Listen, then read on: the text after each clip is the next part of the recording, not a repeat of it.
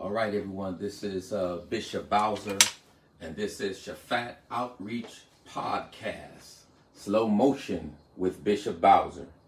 And we're coming live to you on Facebook, but we also streaming, recording for our podcast, which you will find on our website and also on Podbean. And we'll share the link with you a little later on so that you can see that.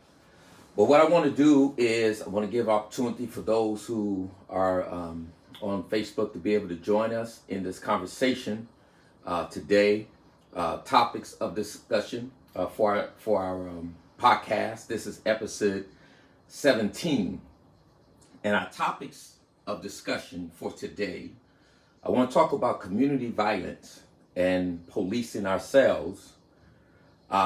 This including a discussion on a season, a time of peace, our initiative that's tied into our No Shots Fired campaign, which will be happening right now from Thanksgiving to January 1st. And we may extend it beyond that as far as the actual campaign that we're doing.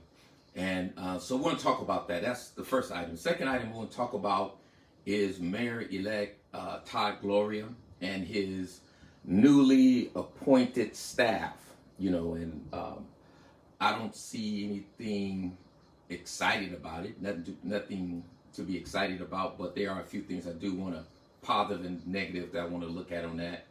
My wife always tells me I'm too negative, but so I want to be positive, and if it does sound negative, I'm offering constructive criticism. All right, so that we can do things better. I get constructive criticism all the time. And then the third thing, which I want to talk about, the power of police unions. And so those of you that are tuning in, I most definitely want to encourage you to, if you can, share this podcast with those who are within your network. So please share this podcast. If you come in later and watch it, still share it.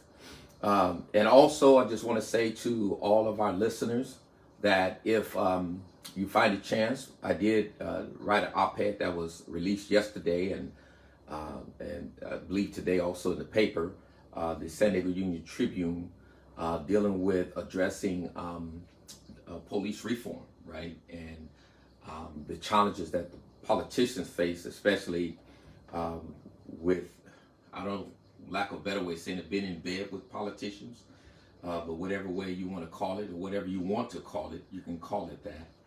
So those are some of the things that I want to talk about, and I want to get right into this because I don't expect to be with you too long, and I know it's kind of late for a lot of people, and some of you essential workers, and you got to get up and go to work in the morning, like my wife. I'm not an essential worker at all, even though I do a lot of work. So a lot of things we do from the house now, which can make you get lazy from a perspective of not having to get up and get out and hustle, but you still got to do the hustle here. So you just have to switch up in how we do things and get things going.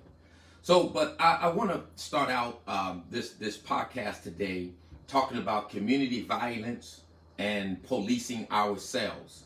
Now, I know most of you heard the term defund the police. You heard the term abolish the police. The question that I want to ask is, where are all these people when community violence is happening in our communities? Where are all these people when we're pushing to try to have peace and nonviolence and to get these ceasefires going? Because if you're going to limit police involvement in the community, and if you are going to abolish the police, you're going to have to replace it with something.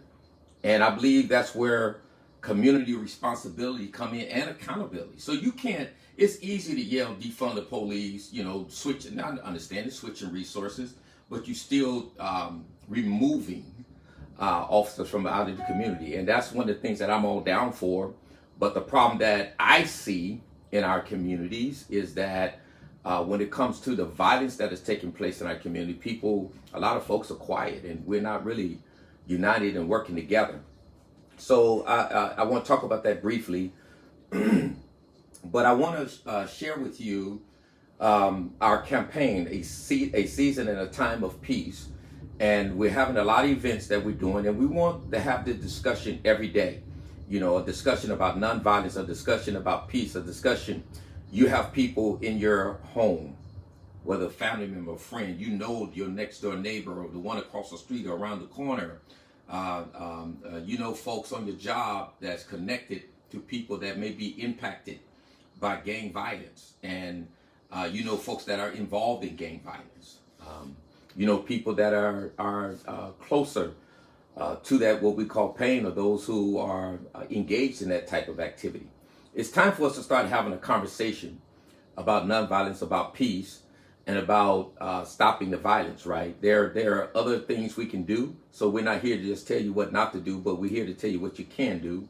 And we for sure are we just had prayer this Saturday. We're going to have Divine Protection Service. And our Divine Protection Service starts at 11:30 to 1. We'll be going live on Facebook, but also be at church 3060 54th Street, Pastor Sandoval, the Remnant Church. And the building is called Faith on 54th Street. We'll be in the patio having a service on divine protection. We're going to go through the word, show you how God protects you. And we're going to talk about peace and do a prayer. And Pastor Sandoval and Pastor Robinson will be the speakers for that. And so they also with CAS giving the assistance support team. And also involved in a lot of other different organizations. We'll have testimonies from former gang members and those who've been impacted by violence and so on, because we want to continue this conversation about a season and a time of peace. And so, you know, don't wait until your loved one is dead or shot or end up in prison or whatever it is, and then you want to do something about it. It's time to do something now, because your loved one can be impacted, is affected by this. So a lot of times we say defund the police or abolish the police. And people, it sounds, you know, that rhetoric, it sounds, you know, it might sound powerful to some people, especially those that are socialists and different things like that. Not, you know, socialism, I should say, and you know, want to eliminate police or limit their ability. Because I see a lot of people attacking the police and talking about the police this, police that, get out of here, we don't need you and all this. But when people are getting killed in our streets through community violence, you're quiet. I don't hear anything. So yeah, you can say those other things. That's what you want to say. But you know, my thing would be like, I don't know. You might lose your moral authority if on one end you're going to speak out against police violence, but then on the other end you're not addressing community violence. Because if you get rid of the police, we have to police ourselves. And if we're going to police ourselves, then we're most definitely going to have a strategy to do that. And we can show that we can be effective in doing that by eliminating the violence and the crime that's taking place in our communities now, right? My thing is that, you know, get on board. One of the things that you can do is get on board and join this season and a time of peace that we're going to have until January the 1st. We got a lot of events coming up. We got a lowrider cruise that's coming up. We have peace walks that we're going to be doing. We have a concert that's coming up on December 13th from 4 to 5. We're going to have hip hop. We're going to have reggae, and we're going to have other type of singing. We'll have people who've been in fact impacted by mass shootings at schools, like down in Parkland and Florida and so on. And so I think it's going to be real good, and want everybody to join in to be a part of this, especially Black and brown communities that are highly impacted by this, right? It's time for us to come together and start working for peace and pushing peace, right? And having those rough, tough, difficult conversations with our loved ones and people that are near us that we know is possibly involved in this gang activity, and could be impacted, could die, could go to prison for the rest of their lives. If you really love your loved one, it's time to speak out now and throw them a lifeline to save them. Of course, they're the only ones that can make up their mind to change their mind to do this, but we should be there to facilitate, to help facilitate and support change. to facilitate and support, right, sowing that seed and getting them to move towards peace versus violence. Because if we, the more we remain silent, the more you're going to see violence escalating, and it's really escalating this year. And I'm gonna tell you what's going to happen if our community don't come together and we don't start working together, is that the police is going to take it up a notch. They're going to take it up a notch, and you're going to be way over policed than what you are right now. Going to be stop more than what you stop now, because it's going to be so horrible out there. And so, folks, we need to really come together. We need to really start trying to nip this in the bud. We need to really start having these conversations about this, because if you don't, I'm telling you now, those that are committing, you're going to jail. You'll probably be going for the rest of your life, or you're going to end up dying. And so, we're trying to throw your lifeline and save you. And I'm talking to everyone, and I'm just letting you know that, the violence is not going to be tolerated. So if you say defund the police or abolish the police, what is your plan? What is your strategy to end violence?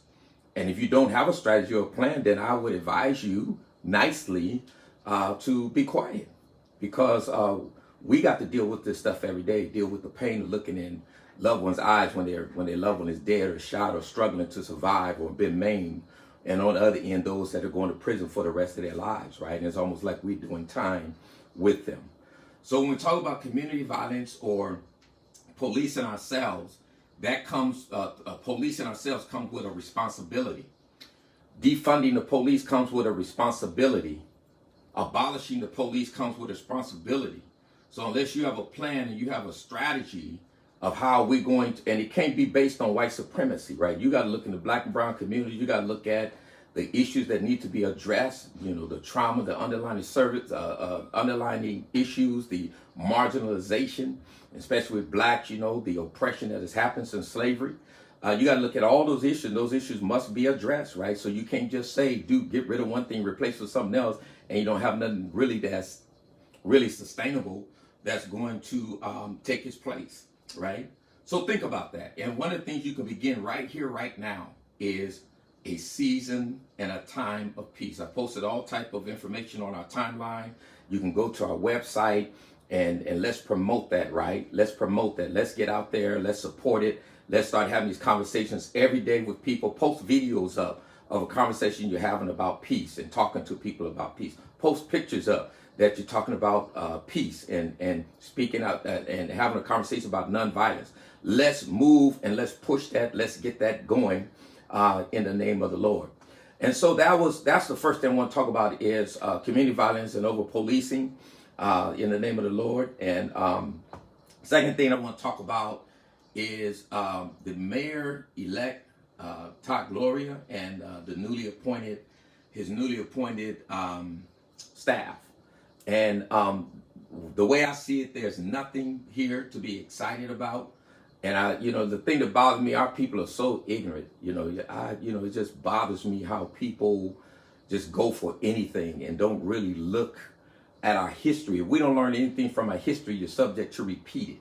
And that's what it looks like here when you talk about what's happening with Todd Gloria and his newly appointed staff. Whether you look at Jessica Lawrence, who worked for Gloria, but when he was in city council, but she also has served Faulkner's office as Director of Policy and Council Affairs. She led the budget team and driven major policy initiatives. And at least on a personal level, Faulkner fought me on everything that we try to do in the city. He don't care nothing about black people or the violence that's happening in our community. He don't care nothing about criminal justice reform. And he fought us on Prop 47, Prop 57. He tried to promote Prop 20. And here are people parading these folks that he's pointing into office. And you just look at the history of policing in our communities under Faulkner and Sanders and all these folks, and they did absolutely nothing to assure that biased policing would not be in our communities. But yet you got these same people who were right there. And so, like Jerry Sanders, these people that's coming in, they need to apologize. They need to apologize for not doing anything, not supporting or pushing initiatives that would ease that oppression that has come through policing in our communities. And so So her, I see a problem. I see it's going to be a problem with her being in there. This other gentleman that I was looking up, that I believe Granda has been serving as Governor's Affairs Director under Faulkner. We got a problem with that. Then there's another gentleman by the name of Goldstone. He's been in under, I believe it was Sanders, and up in a couple of months under Faulkner. And so these people, he's hiring people that I think is just going to continue to perpetuate this, the ignorance and the negligence of what needs to be done when you talk about empowering communities of color, especially black communities and brown communities. I will just say this one thing. I don't know some of these people on there, so maybe they might bring a positive to it, and I'm hoping they do, so I can't say anything about them, but I just have a problem with those that's been in government all this time, and now you just bringing the same old stuff. You know, I like to see change. And then the two people that I think, you know, can be positive about it and bring some good things, or is Nick Serrano. I met him, I know him a little bit. The interaction that I had has been positive with him, and he seems like a gentleman, a person that will that, you know, will help to bring some change, and we can probably reach out to and communicate. But the main person that I think I have a lot of respect for is Matthew Gordon, because we have not always agreed, even, you know, since he's been in Todd Gloria's staff as assembly, when he's as assembly member, and now going into mayor. But I talked to him. We dealt with an issue as assembly member, and tried to deal with an issue as him going as mayor. Didn't like the responses that I got, but the thing that I respect about Matthew Gordon is that he's transparent, he's open, he's honest, and he's straightforward, right? He's going to tell you like it is in a loving way. And I appreciate that, because you want people to be upfront with you and let you know exactly what's happening. Then you know what you're working with. He has always, you know, throughout this process, has always called me, reached out to me to check in, to see how things were going. We have our conversations and so on. So I love the guy, and I wish him much success. And I believe that he can have hopefully have a positive impact being in the mayor's office. I know that as long as he's there, I know I have a lifeline, maybe through Nick. I don't know Nick as well as I know Matthew, but the interaction that I did have with Nick have been positive. And so I do want to say that. But I am concerned about some of these folks that they're bringing in that have links and ties to some of these other mayors, you know what I mean? And I know they want to get people that have experience and so on, but you can recruit around this country people that have experience, and people right in our city that have experience and so on. So that's all I can say. You know, the other people that that's on that list, I don't know, or if I do know them, I don't have a relationship with them to really say anything positive about them, so I'm not going to say anything. But that's my take on that. The last thing I wanted to talk about is the power of police unions, and I'm talking about in the state legislators. I'm talking about in city council, and I'm talking about the county board of supervisors. The union has a powerful hand. Now, when I speak about the unions, don't get me wrong, from the perspective of it's not personal, right? Because I know Jack Shaphat and who Brian Marvel was in there before, and now he's on the state. I think he's president of the Peace Officers Research Association of California, and which covers about 77,000 police officers. But I know, you know, I met both of them. I know both of them, and all my interactions with them been, you know, positive and good from the perspective of respecting each other, disagreeing but having decent conversations with each other. So it's nothing personal on them, but the issue that I have is that police unions have always, for the most part, have always opposed any type of police reform. And the times that they were neutral is because they found some sense of compromise, or they saw that the bill probably didn't have enough teeth in it to really bring accountability like we wanted to bring accountability. You got to watch out when they say they're going to be neutral. If they're going to be neutral, either they see that bill is weak, or they found a compromise in it, that loophole in it, where they can file lawsuits and change the law to their way. So when you talk about reforming police, you're going to have to deal with these unions. You're going to have to, especially here in San Diego, the San Diego Police Officers Association, which Jack Shaphat is the president, I believe, of that. And you're going to have to, you're going to have to overpower them. Right now, they have a lot of power, right? And their power is influence in city council. Their power is influence in the county board of supervisors and state assembly. And these unions on a statewide level, on a countywide and a citywide, local level, I should say, they have given money to these politicians. Just go look it up. And their PACs. They have given money to these politicians. Some of the very people that supposed to have been presenting bills that were supposed to have been for police reform. Then you wouldn't go back and look and see if these bills really have teeth, all the rhetoric you hear and the things that they say, and you realize it's a weak bill, a weak law, a weak policy, right? And that's because of the police unions and the impact that they have, right? And remember, let me just focus on black people, right? Remember in San Diego city, 6% black people, San Diego County, maybe 5%, could be a little less, a little higher. That's not a lot of people, right? I mean, if there was a close race in politics, we can take it over the top like you've seen in the national elections. But if there's a gap, like 50 to 40 or something like that, black people alone is not going to close that gap, with the 4 or 5%. And so these politicians know that. And they know that black people are impacted the most when it comes to being police, whether you've been killed by the police, been locked up by the police, facing brutality by the police, being stopped by the police. These things, black people are impacted the most in the city and the county of San Diego, whether you're dealing with sheriffs, SDPD, and so on, at least based on the reports and the audits that we have seen. And these politicians know that the black people, number one, are not together enough to push over the vote. And number two, most white folks are happy with the police. And so when you talk about reforming the police, they look at that and they know where their votes are going to come from. Y'all excited about a super majority, but I'm telling you, the police union is on that, on these folks, whether they talking about progressive or not. Now maybe some of them progressive, they're going to do make some bold moves, but as a whole, they're not, and you have 8 that's going to be Democrats. And so we got to find a way and move to action on disempowering these unions, right? These police associations, because they have a lot of pull and a lot of power.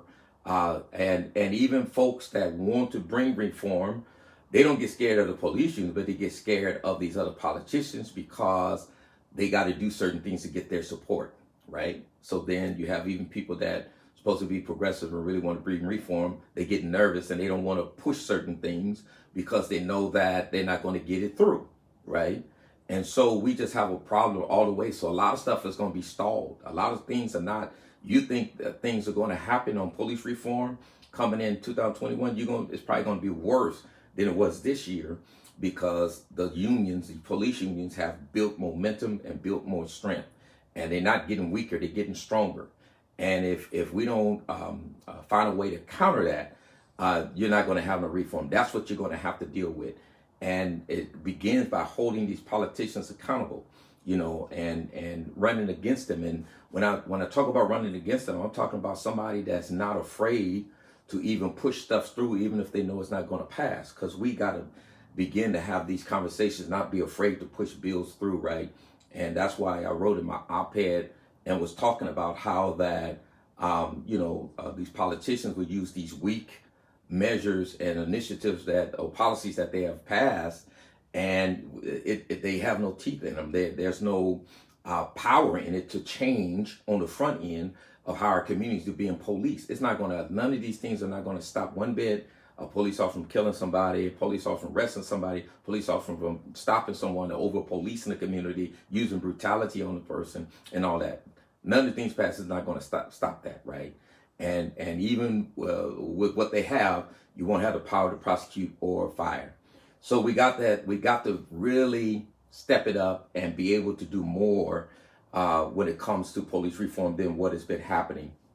And it begins with the power of these police unions. So we got to start looking at that, got to find a way to counteract it and get things done, right?